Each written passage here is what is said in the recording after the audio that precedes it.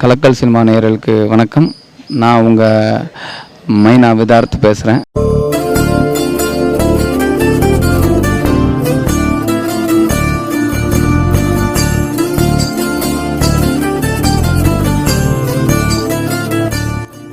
மைனாங்கிற ஒரு வெற்றி படைப்புக்கு அப்புறம் அது ஏவிஎம் நிறுவனத்தாரின் முதலிடம். இந்த படத்தில் நான் கதையின் நாயகனாக அறிமுகம் நடிச்சிருக்கிறேன். இது நான் எப்போதுமே சொல்லக்கூடிய ஒரு விஷயம் என்னென்னா, இது எனக்கு ரொம்ப சந்தோஷமானது என்னென்னா, எல்லாருக்குமே ஒவ்வொரு கனவாக இருக்கும். எப்படின்னா எப்படியாவது ஏவிஎம் ஸ்டூடியோ போய் பார்த்துடலாம் அப்படிங்கிறது. அப்புறம் ஏவிஎம் நிறுவனத்தில் ஏதாவது ஒரு படத்தில் ஒரு சின்ன கேரக்டராவது பண்ணிடலாமா அப்படிங்கிற ஒரு ஆசை இருக்கும். ஆனால் அந்த நிறுவனத்தில் நான் கதையின் நாயகனாக அறிமுகமாகி கதையின் நாயகனாக நான் இதில் நடிச்சிருக்கிறது ரொம்ப ரொம்ப சந்தோஷமாக இருக்குது. இப்படி ஒரு வாய்ப்பு வாங்கி கொடுத்த என் இயக்குனர் குமரன் சார். ஏன்னா அவர் தான் இந்த கதையை சொல்லிவிட்டு இந்த படத்துக்கு யார் ஹீரோவாக போடலாங்கும்போது அப்போ மைனா ரிலீஸ் ஆகலை. இந்த மைனான்னு ஒரு படத்தில் நடிச்சிருக்காரு விதார்த்துன்னு. அவர் ஸ்டில்ஸ் பார்த்து ரொம்ப நல்லா இருக்குது, அவர் நல்லா வருவார் அப்படின்னு. அதுக்கப்புறம் அவங்க ஒரு ஏவிஎம் சரவணன் சாரை நான் பார்த்துட்டு ஓகே கரெக்டாக இருப்பார் அப்படின்னு அவர் ஒத்துக்கிட்டார். அதனால் இவ்வளோ பெரிய வாய்ப்பு கொடுத்த ஏவிஎம் சரவணன் சாருக்கும் குகன் சாருக்கும் நன்றி தெரிவிச்சுக்கிறேன். ஆனால் இன்றைக்கி இந்த படம் ரிலீஸாக ரொம்ப வெற்றிகரமாக ஓடிட்டுருக்கு. அதுக்கெல்லாம் முக்கிய காரணம் என்னென்னா காமெடி. ஏன்னா சினிமாங்கிறது ஒரு என்டர்டெயின்மெண்ட் மீடியா.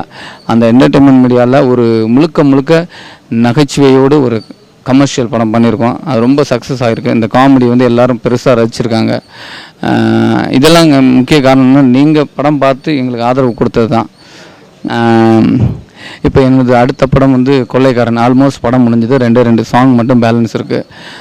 அது ரொம்ப எக்ஸலண்ட் மூவி. என்ன அப்படின்னா அது முழுக்க மைனாவுக்கு அப்புறம் ஒரு யதார்த்த தளத்தில் யதார்த்தமான கதையாக இருக்கும்.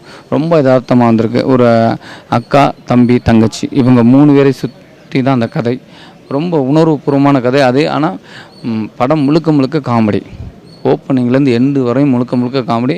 ஆனால் ஒரு சென்டிமெண்ட் ஸ்டோரியும் இருக்குது அதில். இன்னும் 2 சாங் மட்டும்தான் பேலன்ஸ் இருக்குது. அதுக்கப்புறம் ஒரு தெலுங்கு தமிழ் மிக்ஸ்டாக ஒரு மூவி பண்ணுறேன். அதுக்கப்புறம் 2 படம் பேசியிருக்கிறேன். திரு பாலுமகேந்திரா சாரோட உதவியாளர் ராஜா, அப்புறம் பாலா சாரோட அசிஸ்டண்ட் சசி, இவங்களுடைய படத்தில் எடுத்துக்கணும். ராஜ்முருகன் ஒரு டைரக்டர், அவரோட படமும் பண்ணுறேன். ஒரு மலையாள படம் ஒன்று பண்ணுறேன். இதெல்லாம் பேசியிருக்கிறேன். கண்டிப்பாக உங்களுடைய ஆதரவு கொடுத்தீங்கன்னா இன்னும் நல்ல படங்கள் பண்ண முடியும். உங்கள் ஆதரவு கண்டிப்பாக தேவை.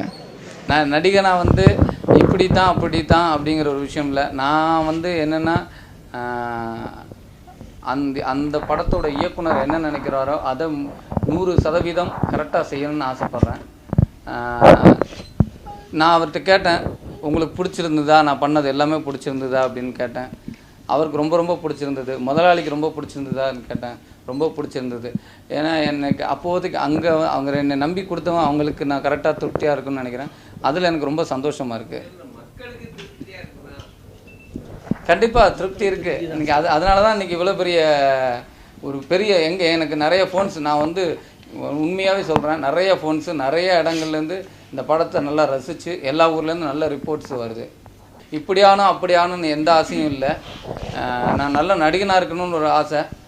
அது அந்தந்த இயக்குனர் அந்தந்த கதைக்கு தகுந்தபடி கரெக்டாக பண்ணணுங்கிறது தான். எனக்கு அப்படி பெரிய ஹீரோ இப்படி அதெல்லாம் இல்லை. இல்லை, நான் என்னென்னா உண்மையிலே என்னை சந்தித்தவங்களுக்கு கண்டிப்பாக தெரியும். நான் எங்கேயும் யாரையும் உதாசீனப்படுத்துனது கிடையாது, யாரையும் கேட்க மாட்டேன்னு சொன்னது கிடையாது.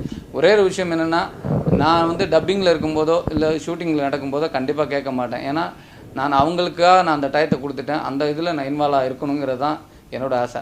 இதை மீறி நிறைய ஒரு கிட்டத்தட்ட ஒரு 10-15 பேர் என் வீட்டிலே கூப்பிட்டு என் வீட்டிலையே உணவு இருந்து நான் நிறைய பேர் கதை என் வீட்டில் தான் கேட்டிருக்கேன். நான் எங்கேயும் போய் ஹோட்டலில் போய் கதை கேட்க வரேன் அப்படிலாம். அப்போ போகிறவங்க கூட என் வீட்டுக்கு வாங்க கதை சொல்லுங்கள் அப்படின்னு தான் கேட்டிருக்கேன்.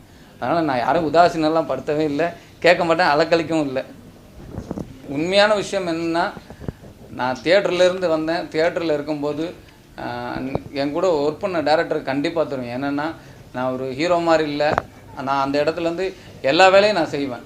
என் தியேட்டரில் நான் தான் மேக்கப் போட்டிருப்பேன். நான் தான் ஒரு நாடகத்தில் ஹீரோவாக நடிச்சிருப்பேன். ஒரு நாடகத்தில் பேக் ஸ்டேஜ் வெறும் பெஞ்சு மட்டும் தூக்கி வச்சுட்டு போவேன். ஒரு நாடகத்தில் வாயில் காப்பானாக இருப்பேன்.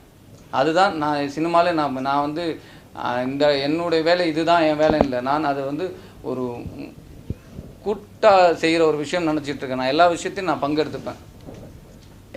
யார் இருந்தாலும் நாளைக்கே நான் எதுவுமே இல்லாமல் போனால் கூட இதில் இருக்கிற அத்தனை பேருமே நல்ல நடிகன்ப்பா, நல்ல பையன், நல்ல நடிகன், எல்லோரும் நான் யார்கிட்டையும் கெட்ட பேர் எடுக்க விரும்பலை.